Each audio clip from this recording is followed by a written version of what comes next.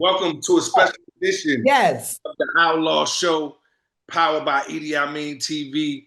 I'm super proud, super honored, super blessed, and grateful to have as a special guest on the show tonight, author, two-time, well, actually three-time author, survivor, G, one of my OGs. You know her voice. If you heard the Machiavelli album, which I'm sure everybody that can hear my voice has heard this album, she does the Lord's Prayer on a song called Blasphemy. Yeah, that was instructed by her little cousin, Tupac Shakur, to do. Yeah. She did it well. Ladies and gentlemen, Jamala Lesane is my guest tonight on Outlaw Show. What's up, Moo? What's up, Edie? I'm pleased to be here. Thank you for the opportunity to have me here on your platform. Absolutely, no doubt, without question, long overdue. If you hear me call her Moo throughout this interview, just know that's what we call her. You know what I mean? And when I say we, I mean her family. She's affectionately known to us as Moo, but her name is Jamala Lesane, and she is an author, y'all. Let's get into a little bit of history, Moo. Tell everybody that's seeing this interview where you from and give some background on who you are. Okay, so I'm gonna give you a brief background story, a backstory of where I'm from and my upcoming. You know, I was born and raised in New York City, specifically Harlem. I'm a Harlem girl, right? And I grew up amongst a large family, siblings and cousins, aunts, uncles, and my father, T.C. Cox, all like raised in the same household for most of our lives. I was raised amongst drug dealers, recovering drug addicts, nurturing mothers, Panther warriors, a motorman that drove the C and D train, you know? This is all and that's what got us through. That's what got us through, is that struggle right there, is what got us through. And I'm just a product of that environment. no doubt. And when I refer to her as, you know, my OG or one of our OGs, believe you me, that is a terminology that is well earned. I'm not just throwing it around like a lot of people throw around. You know what I mean?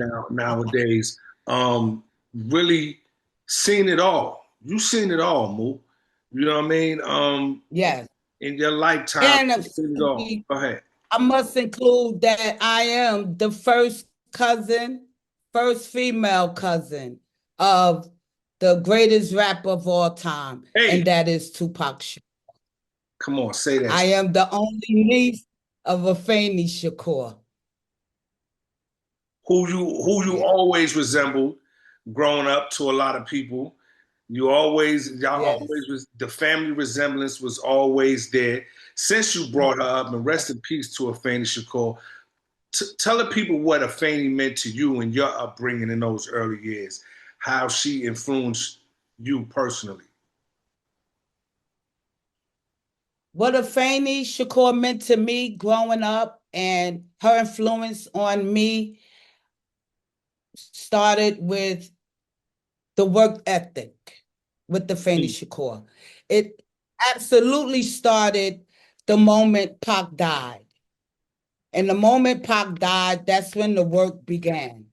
And that's where I learned how to work and learn through trial and error, learn how to accept phone calls that she didn't want to accept, and transfer information. At that time, it was by fax machines. And that's when we started the office of Afeni Shakur. And that started in the back room of her house on Ray's Road that most people know. of that house located in Stone Mountain, Georgia. And it started in the back room of her house, was the work ethic of getting up and completing the assignment, you know? Afeni taught me how to, you never know at any given moment, it's time to catch a flight. Not now, but right now. How to pack, how to be prepared, you know, and be ready to go. Be ready to make a move right now, you Right on. know? And that's just one of the few things Aunt Afeni has taught me and has influenced in me. No doubt. For sure. Absolutely a lady, Yeah. a lady general, a woman general. She definitely led and was a great leader and someone that Great you can leader. absolutely learn so much from, as well as your mother, Gloria Cox, who As well as my mother. Two I've of the been, most, yeah, two I've of the most been, smartest women yeah, that we know, you know. And with the both of them, you know, it was nothing but the strength of them that I was able to develop into, you know. I started off as a kid and then grew up to become a woman. And the woman I am is because of the strong woman that I was raised by. It's because of the strong teachers that I still communicate with, coming from West Side High School, Manhattan, New York, you know, coming and having, you know, smart Black woman around you, it rubs off. absolutely, and As simple as that. It it rubs definitely off. rubbed off on you. Yeah. And you could tell Yeah. by the way Yeah. you move and how you conduct yourself. I want Mhm. to also point out for the viewers and everybody that's checking in, not only are you Tupac's oldest and only female cousin for the most part, you're also Castro's big sister. Castro from the Oh, outlet. for sure. You better believe it. You also Castro big sister. Castro. Yes, yes, yes. I am the big sister of Castro and the only girl amongst five brothers, you know? And yeah, so that kind of put me in the lane by itself. It's only one of me. You know what I mean? You It's can't only one of duplicate you. it. It's only one of me. There's only one move, you know? And I've been around, you know, and there's many stories that we could share and talk about, many many stories I would like to share and talk about as it relates to my Now published we could books. really do this for 2 3 hours for sure, for Yeah, sure. we sure can. We can literally do this for 2 3 hours. Yeah. But I bring up Yeah. Castro because not only is, like I said, he your little brother, your youngest brother. He was also my best friend growing up. Still to this day, somebody Mm-hmm. all this rap stuff started with me and him as far as the Outlaws is concerned, and he's also one of the people that helped to inspire your latest book. So that's why I had to Yes. make sure I bring Kay up. But we're gonna get to your latest book in a minute. But I gotta talk about what inspired the first two because Oh, yeah, of course. So the mommy, I think I have diabetes, and mommy, I told you so. okay. So Before what you tell inspired me to everybody, write the mommy? hold on. What before you tell everybody what inspired you to write those books, I gotta ask you, what inspired you to be an author? What made you want to write these books? What inspired me to become an author was the fact that I had to grow up and find my purpose and find, you know, each and every one of us have a hidden talent within us, right? And as I matured up, I had to find my purpose and find my hidden talent.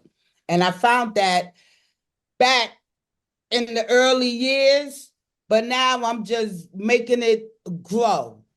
And in the early years, it started at Westside High School. Again, back to my teachers at Westside High School, they inspired me to write. They inspired me to read, write, and to drama, because I was always a fan of drama, film, and theater. And they was really great motivators. And which is what inspired me to write. Yeah. No doubt. And growing up, you could definitely see that in you. Your personality was always big. You always entered the room full of love and full of energy. You know what I mean? We all wanted to be like you Yes. growing up. You always was fly, had the freshest style, you know what I mean? But Yes. Bobby, I Yes. think I have Yes. diabetes, a wise girl story. Let's get into that because when you I was so proud when I saw you write this book. Of course, I know what inspired it, but I want the people out there to know what inspired it and who inspired it. Okay. What inspired me to write the Mommy, I Think I Have Diabetes story begins with my daughter, Imani. Imani at the time was 13 years old in the eighth grade. But let me just give you a brief backstory about Imani. Imani was born June 3rd, 1992, St. Luke Hospital, 6 pounds, 12 ounces. St. Luke Hospital located in up the hill, Manhattan, New York, right? And from the moment she was born, Mani was always a really smart and exquisite young girl. From the time when she was 2, smart, exquisite, 4, smart, exquisite. Pac used to try everything in the world to impress Imani. And it was really hard for Pac to impress Imani. Imani would look at Pac and tell him, this is not your house. This is Kay's house. I don't know if you remember that in Calabasas. But Mani was that kid, right? And Pac, Pac would buy everything in the world. And Mani would be like, this is not your money. This is K money, right? So but that was one of the things that Pac adored about Monty, right? But Pac passes and Monty is now she's a grandparent's baby, always under her grandparents' wing. And at during the ages of 4, 5, 6, 7 on, she would go with her grandparents to their doctors office visits. And at that age, Monty would, and we didn't know this, but Monty, we come to find out later, would study the posters that's on the walls when she go to the doctor office with her grandfather or with her grandmother. And you know how they got the posters on the wall that got symptoms for diabetes and high cholesterol and so forth. And Imani studied all of that. Years is going by. She's now 13 in the eighth grade.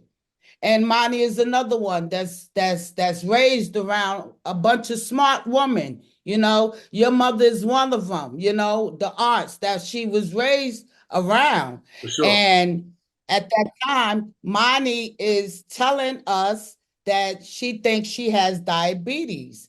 And we all is not listening to what she's saying. We hear her, but we not listening. We telling her you need to go outside or maybe you need to drink water. And not only did she come to me, she went to Aunt Lou, her grandma Glow, Aunt Faye, TC, Aunt Set, Aunt Dina. I mean, she went to every woman in the family. Went to the counselor. She went to the village, Yeah. and the village wasn't listening at all. We didn't know. Mhm. We not at all. So Imani goes to the doctor. So on February 14th, 2009, I believe the year was, and I get a call from Mani's middle school, and they telling me that Mani is constantly asking to use the restroom, which is one of the symptoms when you are diabetic, is the constant urination. And they thought that she was trying to skip class. So they called me up. I go to the school. pull money out, go to her primary doctor that she's been seeing since she was 2, 3 years old. Mm-hmm. And the doctor told her that maybe she's dehydrated, maybe you need to drink some water. And Monty told the doctor, I think you need to check a little further because I think I have diabetes. And sure enough, once the doctor checked a little further, because they do is take a prick of your blood or your urine. Either one of them is what detects the diabetes.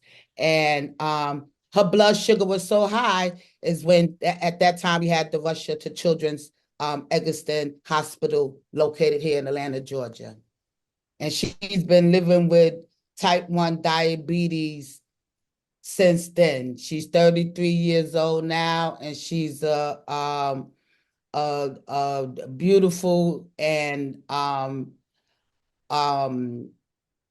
successful private chef Yes, she is. at Chef Imani _. Yeah. No doubt. Y'all make sure y'all follow her. Yes. And all the information will be on here when we put this video up. That's an amazing story right there. And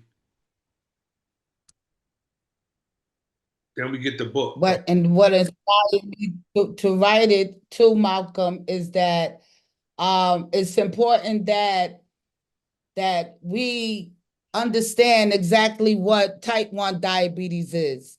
And the fact that I have to confess and take accountability of my ignorance and my naiveness, because I didn't know.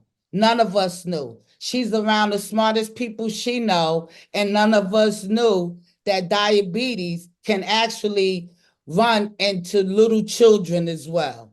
I thought it was just for the obesity and people of older age, Right. but no, it can, little kids and babies can be born with it. And it's important that we know our family's medical history on both our mother's and father's side, because at that time we didn't know where the diabetes came from. Mm-hmm. Later, we find out it's on her father's side where it's really strong at. And the fact that it's important that mothers and fathers and teachers and nurses that we listen more to our children. It's important that the children listen to their bodies and recognize the red flags. Mm-hmm. The red flags is there for a reason. And sometimes we as adults don't know everything. And sometimes we do have to listen to the voices of our children when they're crying for help and we're not listening. That is a great answer. So true, so important to continue to educate yourself no matter how old you are, and you can always learn something. And they say from the mouth of babes, we got to pay attention to the kids too. You know what I mean? Because they can absolutely teach us something. And we got to also continue to read and read to our children. That's why this book is so important, because the way kids are receiving information nowadays is so different than the way we received information. And there's actually studies on the benefits of reading actual books, actual texts, and not just always reading from a phone or from an iPad or something like that. And so that's why these books are so important that you're doing, and children's books. You could have went the route of writing my life with my little cousin Tupac. You could have wrote any book you wanted to, and you wrote a book for children that not only benefits children, but benefits their parents as well. So that's one of the great things, and what one of the reasons why I'm so proud of you that you did this, because it's hitting all different kind of levels in all different kind of ways of benefiting, us as a people and the general public. But now to the latest book. We got to talk about the latest book that just dropped. There it is. Pocky and Tari, a first cousin tale. So Pocky and Tari, a first cousin tell. I wrote this book to give kids a safe and imaginative world for them to pretend to be in, right? Pocky and Tari are first cousins. They're very curious. They like to ask a lot of questions, you know?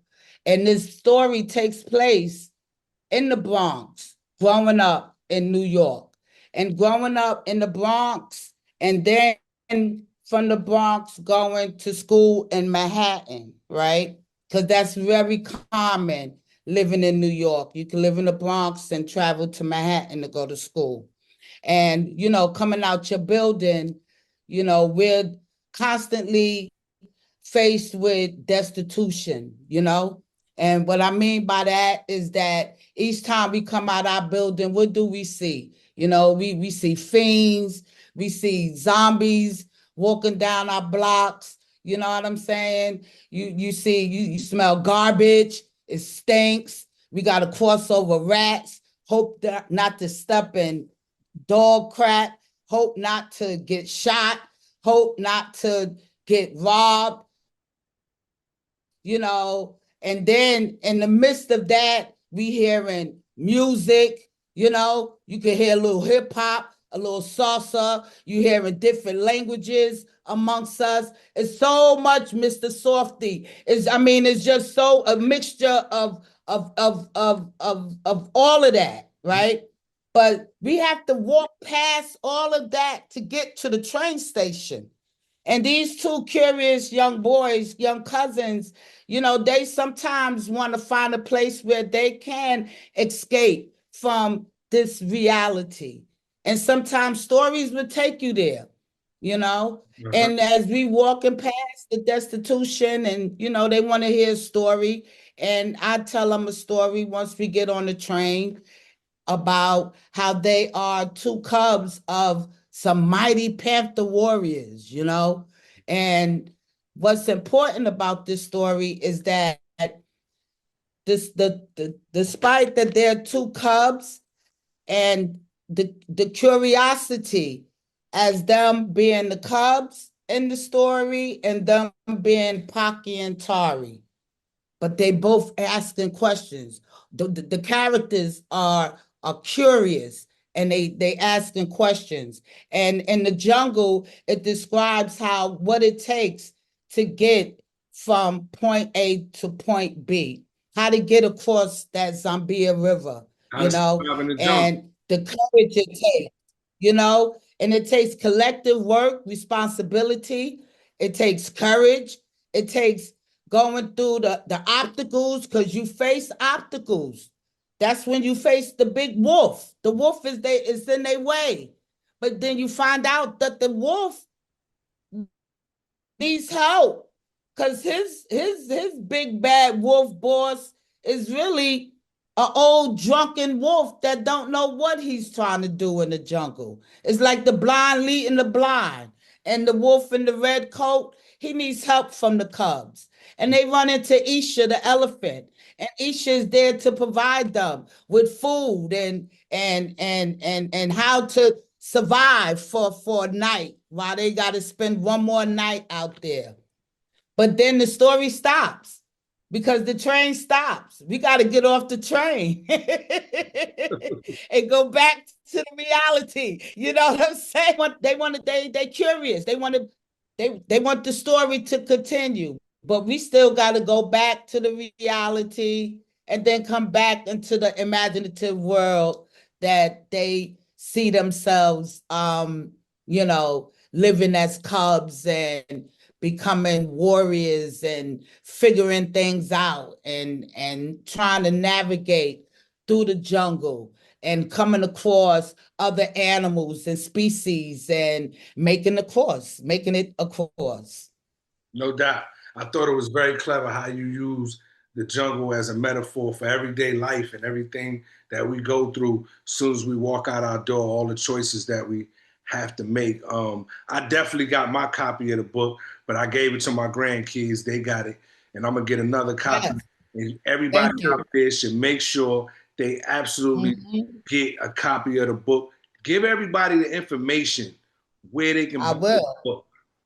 And also, when you get your copy, please, I recommend that they also purchase the Dream Journal.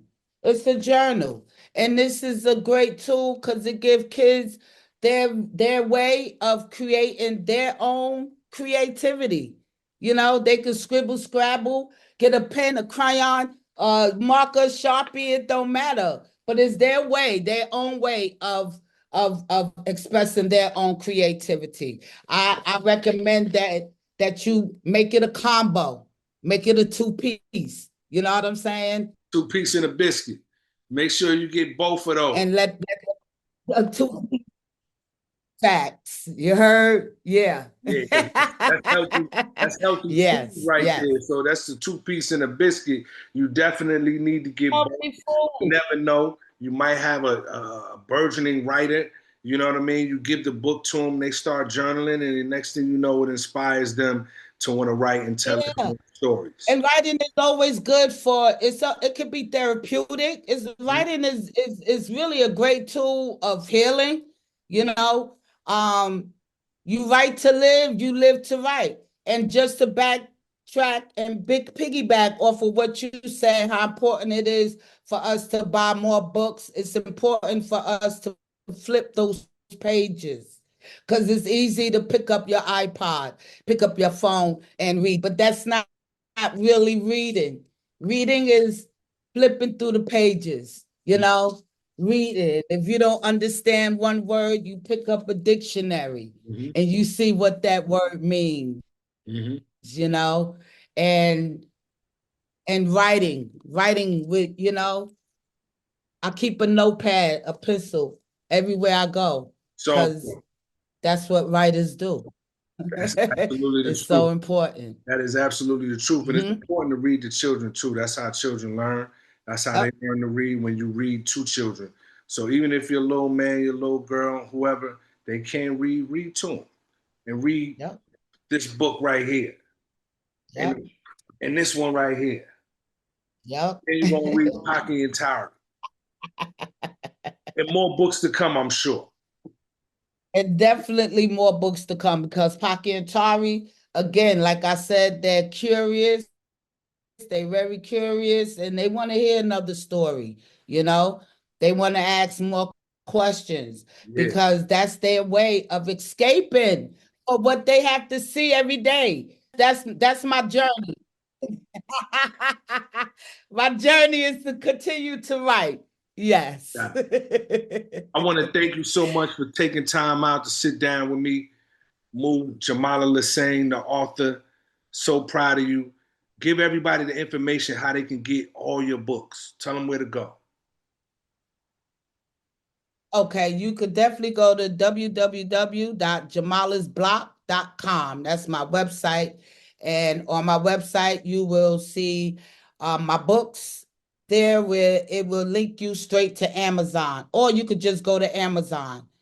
I'm at my Instagram is Moot_1love.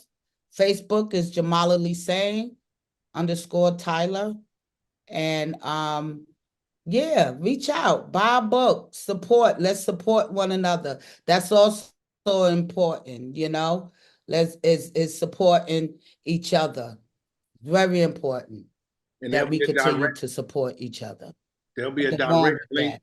in this. There'll be a direct link in this interview for all the fans and all the viewers of this interview to be able to just click on it and go support. Jamala Lesane, thank you again for chopping it up with Thank me. you. Thank you. Thank you. I love Thank you like you. cook food. I love you like cake. Much love, peace, and blessings. And I'll see you soon, okay? Absolutely. Give the fam my love. Will do. Great job. You got it, baby. All right. Peace. All right.